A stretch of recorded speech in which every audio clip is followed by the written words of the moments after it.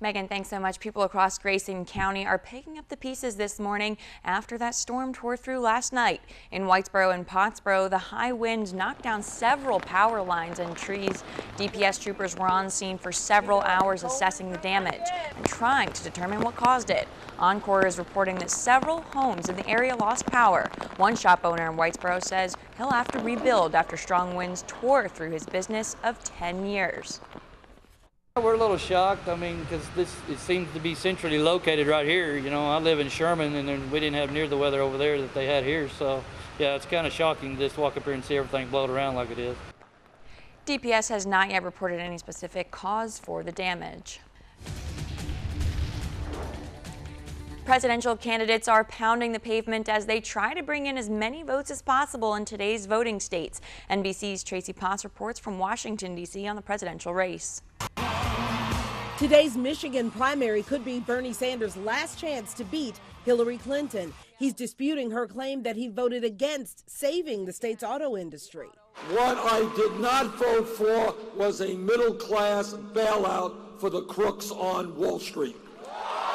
In a Fox News town hall, Clinton reached out to Sanders supporters. I hope to win the nomination. If I am so fortunate, I hope to work with him. Republicans are focused on today's Mississippi primary. Raise your right hand, everybody. Do you swear that you're going to vote for Donald Trump tomorrow? Raise that hand. I love you. Ted Cruz is going after Trump's supporters there. We're seeing folks who had been supporting Donald Trump who are realizing he isn't who they thought he was. We need someone that will unite this party, and I can and I will. In Florida, Marco Rubio's the underdog, now facing attack ads from Trump. All talk, no action. The latest poll shows Rubio closing in, but still 8 points behind Trump in Rubio's home state. Florida votes next Tuesday. Now, John Kasich's doing better in his home state of Ohio. The latest polling has him only 4 percentage points behind Donald Trump. Tracy Potts, NBC News, Washington. A dramatic new twist in a Daniel Holtzclaw civil lawsuit. Attorneys representing several of his victims now say that the Oklahoma City Police Department failed to look into an earlier report of sexual assault by the former officer. Sheldra Brigham has more. I just feel really betrayed because this could have been prevented if they would have did their job when this happened to the First Lady. Standing with their attorneys, Jenny Liggins and Shandarion Hill say they're in disbelief after learning of a complaint made against Daniel Holtzclaw by a woman named Demetria Campbell. On November 5th, 2013, Miss Demetria Campbell was the first victim of sexual assault by this serial rapist with a badge. Campbell filed a lawsuit that claims Holtzclaw slammed her face and head against a brick wall and pressed himself against her backside. A month later, Hill claims she was raped by Holtzclaw.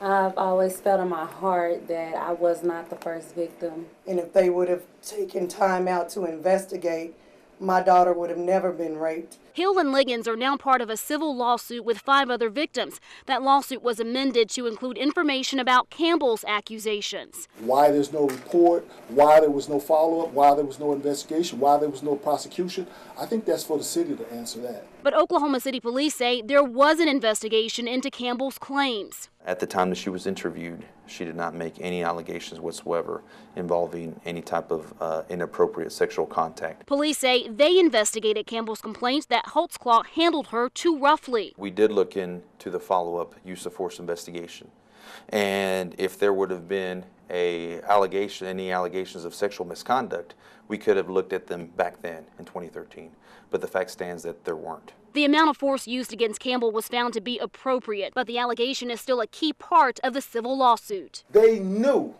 exactly who he was. They knew his identity because she disclosed it to them, and they did nothing. That was Chandra Brigham reporting. Police say they can't comment further because of the pending civil lawsuit. And the pain at the pump is slowly coming back. Gas prices in Texoma have hiked up by 40 cents within the past 2 weeks. The top oil producers have capped their production right now, making oil prices go up. The average price for gas per gallon in North Texas is $1.50, while on the other side of the Red River, it's closer to $1.60. I believe the prices are going to continue to rise the Russian and Saudi Arabian maximum production caps have not solved the oversupply of crude oil already on the market.